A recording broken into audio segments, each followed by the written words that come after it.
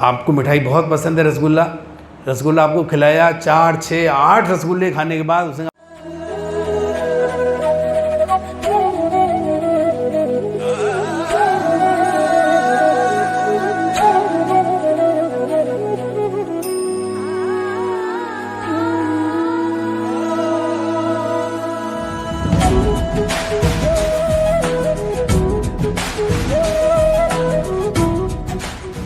जैसा कि हम पहले कहते आ रहे हैं कि सब कुछ आसान है, लेकिन सबसे कठिन है भगवान का नाम लेना।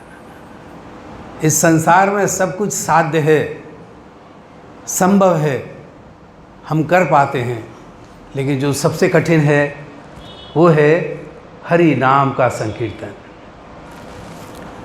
और सभी संत एक वाणी में एक ही बात कहते हैं कि भगवान के नाम का बार बार हर सांस पे भगवान का नाम होना चाहिए, हर सांस पर। ये नाम ही हमको इस भव बंधन से, इस भव सागर से पार करके ले जाएगा। इतनी शक्ति है इसके अंदर। 2nd चैप्टर, दूसरा अध्याय चल रहा था। भगवान सांख्य योग का वर्णन कर रहे थे, और पिछले इतवार को हम जब बात कर रहे थे तो भगवान ने सांख्य योग के ऊपर उन्होंने अपना जो प्रवचन था भगवान का वो उन्होंने बंद कर दिया। अर्जुन को कहा कि ये आत्मा और शरीर में ये अंतर है। उन्होंने अच्छे से बता दिया कि शरीर नष्ट होता और आत्मा कभी नष्ट नहीं होती। इसलिए तुम दृढ़ता के साथ, संकल्प के साथ युद्ध करो, और ये मान लो कि यहाँ कोई भी मरने नहीं जा रहा है, सब जीवित ही हैं, कि सब के शरीर सिर्फ बदल रहे हैं, आत्मा पर इसका कोई प्रभाव नहीं है। क्योंकि भगवान ने कहा है न त्वेवाहम जातु नासम न त्वम नेमे जनाधिपा न चैव न भविष्याम सर्वे वय मतः परम। भगवान कहते हैं अर्जुन, ऐसा नहीं था जब मैं नहीं था किसी काल में भी, और ऐसा नहीं था कि तुम भी नहीं थे, तुम भी थे। न इमे जनाधिपा, और ये जितने भी युद्ध में आए हुए जनाधिप यानी राजा लोग और सिपाही हैं, ये लोग ही थे। और ऐसा भी नहीं है कि भविष्य में हम नहीं होंगे। तो भगवान कहते हैं पहले भी थे, आज भी हैं और कल भी रहेंगे। तो इसलिए शोक की बात नहीं है, इसमें दुख मत मनाओ तुम कि किसी के प्राण चले जाएंगे, किसी की मृत्यु हो जाएगी और उससे हमारा कभी मिलन नहीं होगा। तो भगवान कहते हैं आत्मा है तो अजर हमारे, हम लोग बार बार मिलते रहेंगे, आते रहेंगे, जाते रहेंगे। हाँ, शरीर का रूप बदलने से ही हो सकता है कि हम कभी एक दूसरे को पहचान न पाएँ, क्योंकि शरीर तो हमें कर्म के अनुसार मिलता है ना। अच्छा काम करते हैं तो अच्छा शरीर मिलेगा, खराब करेंगे तो खराब। भगवान ने ड्रेस बना रखी है, कितनी ड्रेस है? 84 लाख तरह की ड्रेस है, 84 लाख ड्रेस। बार बार हम लोग इनको पहनते हैं, कभी मनुष्य की देह पहन लेते हैं, कभी किसी देवता की हम ड्रेस पहनते हैं, और कभी किसी राक्षस की, कभी कीड़े की, मकोड़े की, कुत्ते की, बिल्ली की, पेड़ की, पौधे की। मतलब विभिन्न योनियों में जितनी भी ड्रेसेस हैं भगवान ने बना रखी हैं। बोले जैसा किया वैसा ही आपको ड्रेस अलॉट आपको दे दिया गया। आप बहुत ज़्यादा खून खराब करते हैं, मांस भक्षी हैं, भगवान का ठीक है तुमको शेर बना देते हैं, शेर का ड्रेस मिल गया, शेर की वस्त्र पहन के शेर का शरीर मिल गया, और उसमें आप खून खाइए, लोगों का मांस नोचिए। जैसी आपकी वृत्ति है, भगवान कहते हैं जैसा तुम चाहते हो वैसा ही मैं तुम्हें उसका परिणाम देता हूँ। ये यथा माम प्रपद्यन्ते तांस तथैव भजामि अहम। भगवान कहते जो मेरी जिस भाव से जितना मुझे प्रेम करता है, जैसे भजता है, मैं भी उसे उतना ही परिणाम उसको प्राप्त हो जाता है। बस असली बात कहाँ है? भगवान का प्रेम की बात है।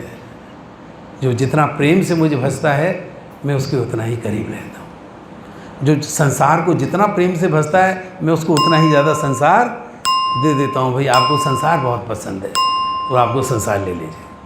आपने कहानी सुनी ना कैलाश की, उसमें वो क्या था कि वो नारद जी उसके पास गए, चलो भाई तुम अच्छे भगवान के भक्त हो, यहाँ दुनिया में क्यों अपने आप को सड़ा रहे हो, भगवान का भजन करो। लेकिन वो माना ही नहीं, बोले नहीं अभी तो हमारे बच्चे हैं, परिवार है, इनको कैसे छोड़ के जाएं, इन सबकी जिम्मेदारी मेरे ऊपर है।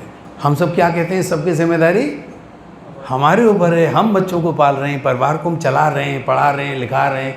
प्रभु जी अगर हम नौकरी नहीं करेंगे या हम कोई दुकानदारी व्यवसाय नहीं करें तो बच्चों का पालन पोषण कैसे होगा। तो ये जो भ्रम है हमारा, ये कभी जाता ही नहीं। हम हमेशा कर्ता के भाव में रहते हैं।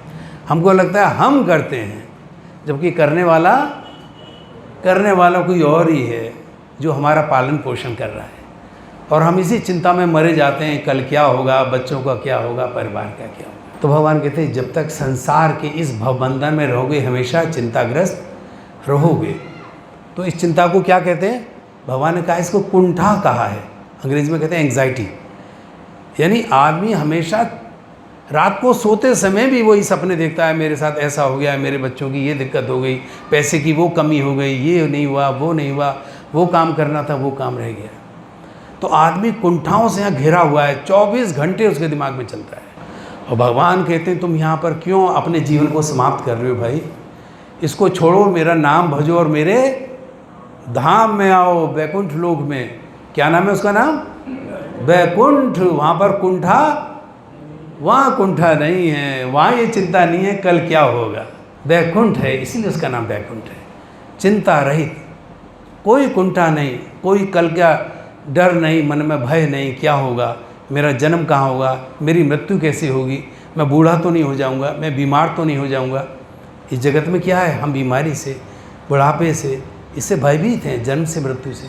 भगवान कहते हैं चारों चीज़ें वहाँ पर, वहाँ नहीं हैं। वहाँ न जन्म है, न मरण है, न बुढ़ापा है, न बीमारी है। और इसी चारों के चक्कर में तुम लोग यहाँ परेशान हो।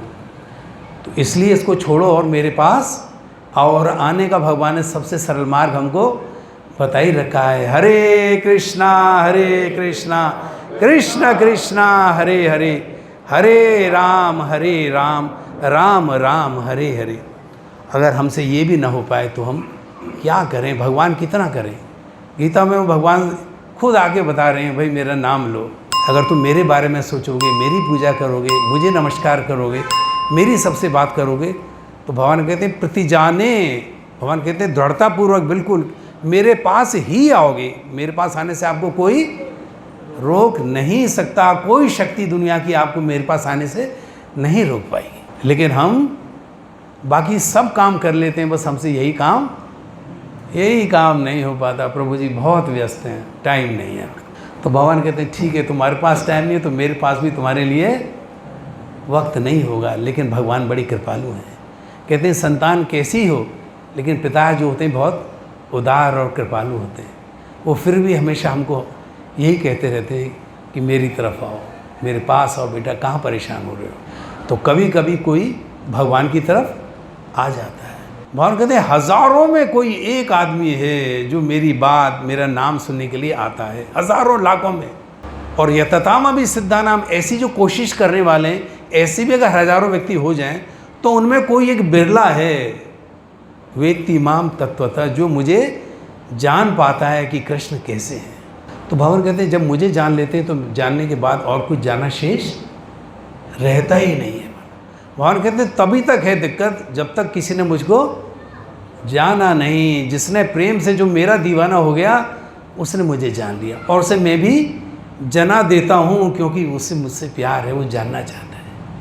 भगवान कहते हैं जिसको मेरी चाहत है उसको मैं खुद उसके लिए ऐसा रास्ता बना देता हूँ कि वो मुझको जान पाए, अन्यथा तो भगवान को जानना असंभव है। ब्रह्म संहिता में ब्रह्मा जी कह रहे हैं कि प्रभु आज मुझे पहली बार पता चला कि जो भगवान राम हैं उनका वाराह अवतार है, शुकर अवतार है, परशुराम अवतार है, ये जितने अवतार भगवान ले रहे हैं ये सब आप ही हैं। अब तक मैं समझता था ये सब अलग अलग हैं। रामादि मूर्तिषु कला नियमेन तिष्ठन नाना अवतारम अकरोद भुवनेषु किंतु कृष्ण स्वयं भवत परमोपमानयो गोविंदमादि पुरुषम तम हम भजामि। बोले भगवान अब पता लगा कि ये असंख्य जो अवतार ले रहे हैं, कभी राम के रूप में, ये जितने भी, कभी शिव के रूप में, कभी ब्रह्मा, ये सब आप ही हैं। बोले आज मुझे ज्ञान आपकी कृपा से, आपने मुझे ज्ञान दिया तो मैं आज जान पा रहा हूँ कि सारी सृष्टि में बस आप ही हैं, आपके अलावा और कोई और कुछ नहीं है। तो भगवान ये कहते हैं कि तुम कभी गौर से अपने आप को जानो। हमारे यहाँ एक शब्द बार बार आता है वैदिक साहित्य में, आत्म साक्षात्कार, आत्म साक्षात्कार, कि हम कौन हैं। तो भगवान कहते हैं जब तुम देखोगे, ढूंढोगे अपने आप को, तो तुम पाओगे कि मुझ में और तुम में कोई फर्क नहीं है। अपने को खोजने का मतलब है भगवान को पा लेना, सेल्फ रियलाइजेशन। अपने आप को जब ढूंढने चलेंगे हम, तो किसको पा जाएंगे? भगवान को पा जाएंगे। क्योंकि भगवान कहते हैं तुम्हारे में और मुझ में कोई भेद नहीं है, बस भेद है तो एक, कि हम अंश हैं और वो अंशी है।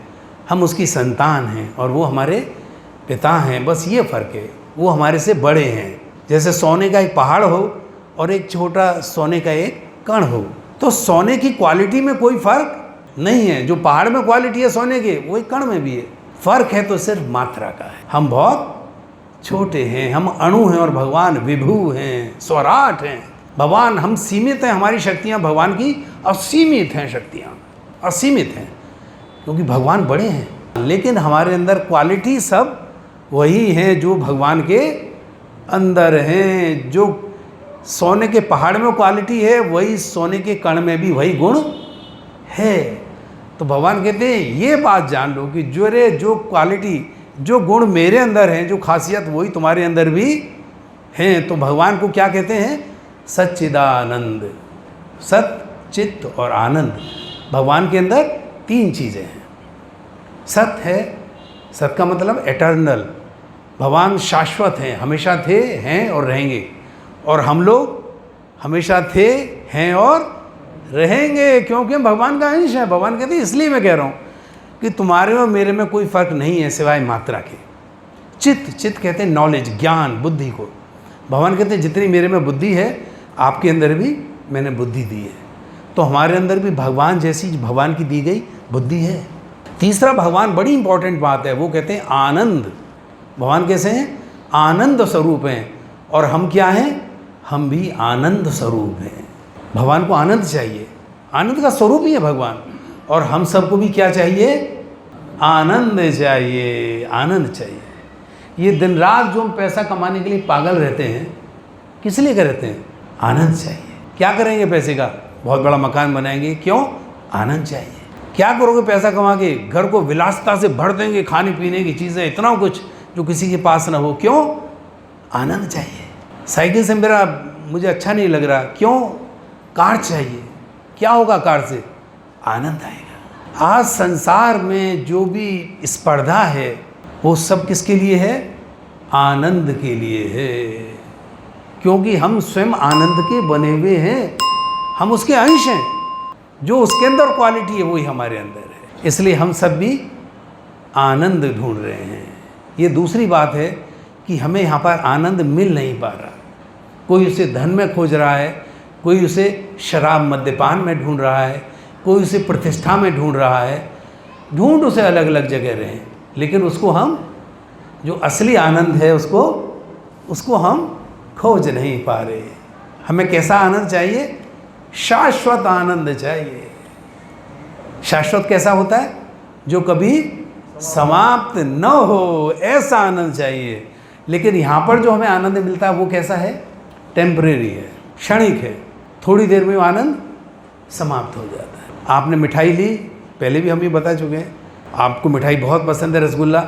रसगुल्ला आपको खिलाया, 4, 6, 8 रसगुल्ले खाने के बाद उसने कहा बस भाई बस, अब नहीं चाहिए। वो जो आनंद आ रहा था रसगुल्ले में, धीरे धीरे वो समाप्त हो गया। और फिर अगर कहा जाए कि एक और रसगुल्ला खाइए, तो आनंद की बजाय क्या होगा?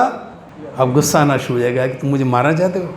तो इस संसार में कैसा आनंद है? हमारा क्षणिक है। उस आनंद में कुछ, वो आनंद है नहीं। आनंद लगता है, कहते हैं जो लगता है लेकिन है नहीं, उसका क्या नाम है? माया। वही माया है। जिस आनंद की हम खोज में हैं, तो माया हमें क्या कर रही है? कहती है हाँ हाँ आनंद है, तुम पैसा कमाओ, बड़ी कोठी बनाओगे, इसमें आनंद है।